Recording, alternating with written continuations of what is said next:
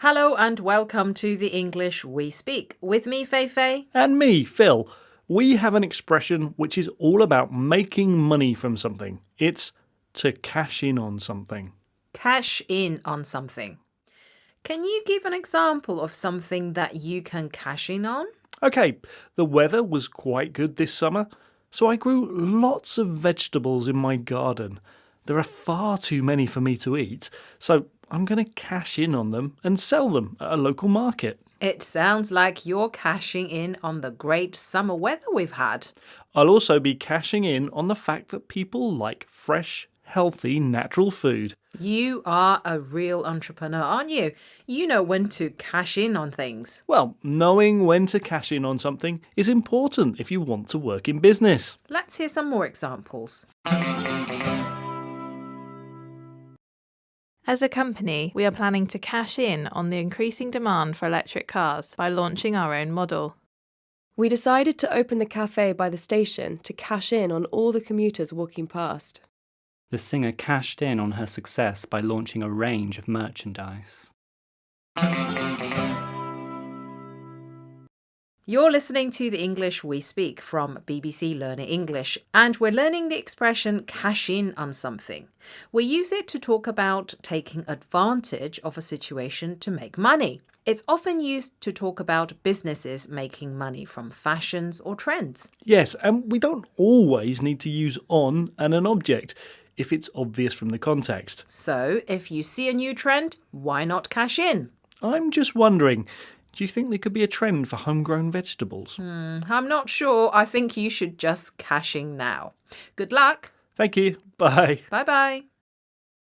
Welcome to the English We Speak. I'm Beth. And I'm Fei Fei. We have an expression that describes exaggerating, praising someone or criticizing someone a bit too much. It's lay it on thick. Lay it on thick. Beth, can you give us an example? Yes, well, my sister and I saw an actor we like the other day. The actor was just shopping in London and we said hi.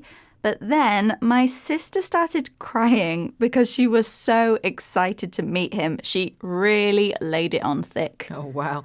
Crying when you meet someone famous, that does sound a bit much. And my sister told him he's the best actor in the world. That is definitely an exaggeration. That's a lot of flattery. Your sister really laid it on thick. Let's hear some more examples. You laugh very loudly at your boss's jokes. You lay it on a bit thick. He's not that funny. He tells everyone how many countries he's visited. I know he likes travelling, but why lay it on so thick? She was so upset that she cried in the bathroom for an hour. I thought her brother laid it on a bit thick with the criticism about her hair.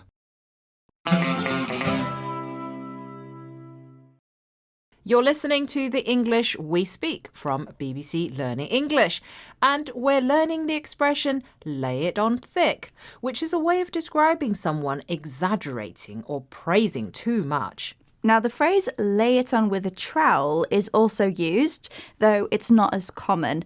Like lay it on thick, it means praise someone too much or exaggerate an emotion. Let's get back to work. We have another training session later. It's on how to book a meeting room.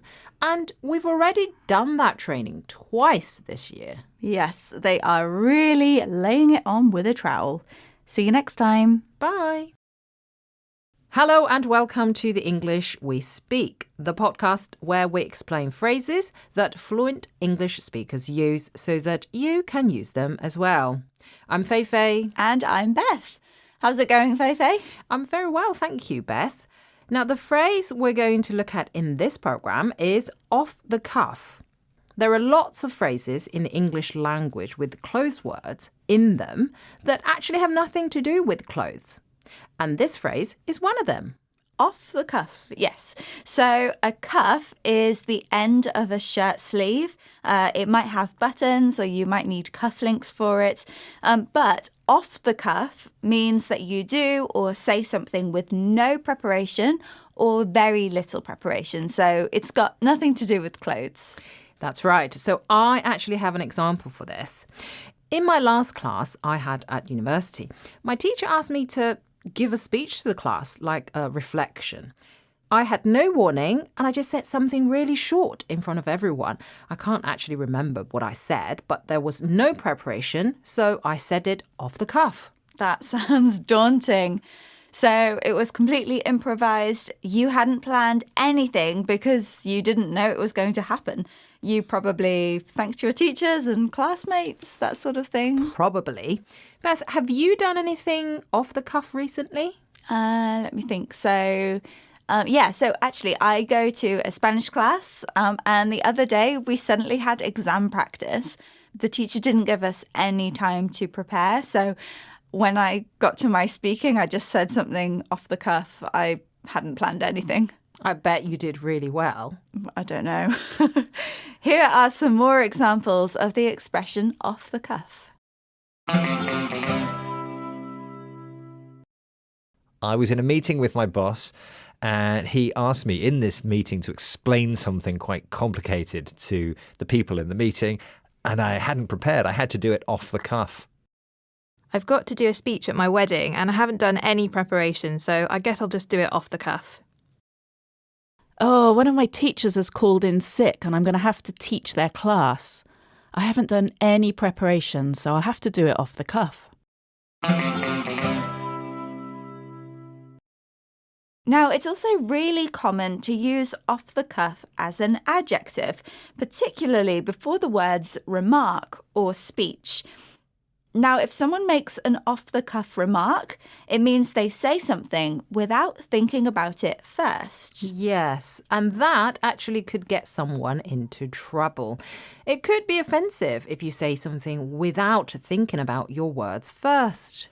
So you might have to then apologize and say, I'm sorry, I didn't mean to offend you. It was just an off-the-cuff remark. Exactly. So, to recap, we've learnt the phrase off the cuff, which means to say something without preparing first. Yes, and that's all from us. We'll be back next week with another useful English phrase. See you. Bye. Hello and welcome to the English We Speak, where we explain phrases used by fluent English speakers so that you can use them as well. I'm Feifei. And I'm Beth. How are you, Feifei? I'm doing great, thank you. What are we learning in this program, Beth? Well, we are learning off the scale. Now, I heard this when I was chatting to a friend about her holiday. She said that she went to an amazing restaurant and the food was off the scale. Ah, yes, off the scale. It's a funny expression because scale makes it sound like the food is being measured, but that's not what she meant, I guess. Yeah, exactly. She meant that the food was so good that it can't be rated on a normal scale. So we use off the scale to say that something goes beyond what is expected, and it's usually used in a positive way. For example, an influencer said the restaurant around the corner serves the most authentic Chinese food, and since then, bookings have been off the scale. Oh, well, maybe I should try and get in there then. Here are some more examples of off the scale. Last week, I went to see my local football team beating their closest rivals, and the celebrations were off the scale. My boyfriend cooked me dinner yesterday and he made this amazing roast chicken. It was delicious. It was just off the scale. Oh yes, I remember passing my driving test. The sense of achievement afterwards, it was off the scale. It felt amazing. So, off the scale is used when something is beyond the usual limits, and though it's normally used positively, it can be negative too, and we can also use it to describe an adjective. Yes, for example, if someone is really annoying you, you might say they're annoying or even off the scale annoying. Or maybe you're so hungry, you could say you're off the scale hungry, which means exceptionally hungry. And that's all from us. We'll be back next time with another useful English phrase. See you then. Bye. Hello and welcome to the English We Speak, where we explain phrases used by fluent English speakers so that you can use them too. I'm Feifei and I'm here with Phil. Hello. Sorry I'm late, but it's not my fault. The traffic was bad, and that's completely out of my control. I'm sorry, I'm not having that. The traffic is always bad. You should know that. If you're late because you haven't left enough time, well, that's on you, I'm afraid. It's your fault. Do better next time. Okay, so maybe that was my fault, but at least it gives us the phrase to look at for this episode. It's on you. We use it's on you to say it's your fault, and especially as a reminder to someone who doesn't want to admit responsibility. Yes, if someone is having problems because they failed to prepare, then those problems are on them and they should take responsibility. For example, if you come to work at the wrong time because you didn't read your schedule, it's on you. If you fail an exam because you didn't prepare, then the failure is on you. And if I'm late again after this, then it's definitely on me. Let's hear some examples of people using it's on you. If you didn't prepare for your speech and it went badly, that's on you. It was obviously going to happen. I've already eaten. If you haven't gone shopping and you don't have any food, that's on you. I told you to wear a coat and you didn't, and now you've got a cold. Well, that's on you. A different way to use on someone to talk about responsibility is when you offer to pay for something, usually food or drink. You can say, "This is on me," to mean that you'll pay for it. Yes, if you invite people out for a meal, you can say, "Don't worry, this is on me," to say that you'll pay for it. You will take responsibility for it. Phil, seeing as you were late today, that's on you, then I think the next round of coffees should be on you as well. I hope you've brought your wallet. I have, yes. See you next time. On time. Bye. Bye-bye. Hello and welcome to the English We Speak, where we explain phrases used by fluent English speakers so that you can use them too. I'm Feifei and I'm here with Phil. Now, I should be telling you that you shouldn't eat in the studio, but that looks delicious. Where did you get the recipe for that, Phil? I didn't. I just made it up on the fly. I started cooking and then looked to see what was in the fridge. It's a bit random, but it turned out all right. Do you want to try some? Oh, thanks. And also, thank you for giving us a phrase to learn in this episode, on the fly. It means that you decide what to do as you're doing it. So you do something quickly without any preparation, improvising as you go along. Yes, I was talking about making food, but it could be anything. If we didn't have a script for this program, we could just come in and make it up on the fly. If you're very good at something, then you can do it on the fly. For example, a simultaneous interpreter can come up with translations of what people are saying on the fly. Let's hear some more examples of people using on the fly. I've got a job interview and I haven't prepared, so I think I'm going to have to make my answers up on the fly. So I'm supposed to be going on this backpacking trip tomorrow with a friend, but we haven't planned anything, so we're just going to make it up on the fly. I don't feel like this presentation is good at all. We just did it on the fly. We should have prepared more. On the fly also has some specific uses when talking about computers or cars. In these cases, it refers to things that can be done without interrupting the car or the computer program. Interesting. Well, I can't think of anything more to say on the fly, so let's end there. Bye. Goodbye. Hello and welcome to the English We Speak, where we explain expressions used by fluent English speakers so that you can use them too. I'm Feifei and I'm here with Phil. You don't look happy today, Phil. No, I'm not. I've just been with the rest of the team. We're working on a project and they're just getting everything wrong. I tried to tell them exactly what they needed to do and what mistakes they were making, and my words fell on stony ground.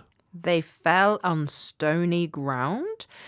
Maybe your ideas weren't that good, or you were being a bit rude. But let's have a look at the expression fall on stony ground. Yes, we use it to say that a suggestion or idea is either unpopular or just ignored. like all my suggestions just now. Well, there's an image here. Think about seeds. If seeds are blown by the wind and fall on ground that has lots of stones, then they probably won't grow. They just die.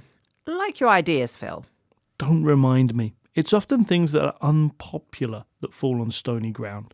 When a company announces a pay cut for their employees, it's likely to fall on stony ground. If you try to tell someone that their big idea probably isn't going to work, then there's a good chance that your warning will fall on stony ground. Let's hear some more examples of people using fall on stony ground.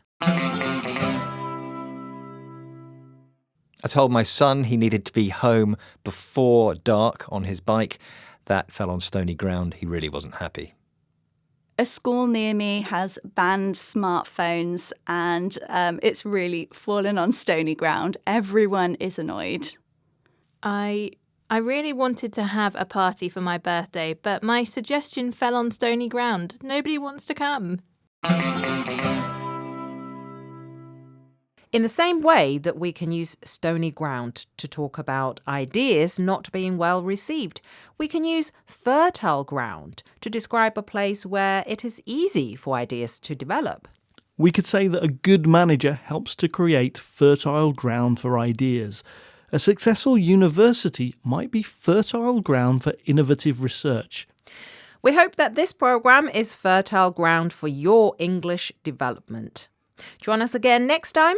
Bye. See you then. Bye. Hello and welcome to the English We Speak, where we explain phrases used by fluent English speakers so that you can use them as well. I'm Feifei and I'm here with Beth. Hi, Feifei. I've got some exciting news. I won the lottery yesterday and now I'm super rich. You can come over to my mansion this weekend if you like. Really? No, I'm just having you on. I didn't win the lottery. I'm only joking. Oh, you really had me on there. And that's a great example of our phrase, have someone on. It means you're joking or teasing someone, making them believe something that isn't true. Exactly. It's a playful trick, but it isn't mean at all. It's just a joke. A bit like when my best friend told me she'd met the king. She said they'd had coffee and cake and chatted all day, and then I realised she was having me on. No way. Well, something happened to me the other day. I came into the office and then Neil told me that we were all given that day off. So I was ready to pack up and go and then realised he was having me on. That is really annoying. Let's hear some more examples of have someone on. My son told me he's been picked to play football for England schoolboys. I think he's having me on. My sister told me she's got a new boyfriend and it's this famous actor. I think she's having me on. What? We've been picked for the finals? Nah, you're having me on. Now, we often say, you're having me on, when you don't believe what you're hearing. You think it's so unbelievable that it must be a joke. Yes, a similar but less common expression is you're pulling my leg. Both of these can be used in a light-hearted way. Right, Beth, I've got to go. I'm flying to Australia in a few hours. Really? Oh, you're having me on. Well, that's all from us. We'll be back next week with another useful English phrase. Bye-bye. Bye.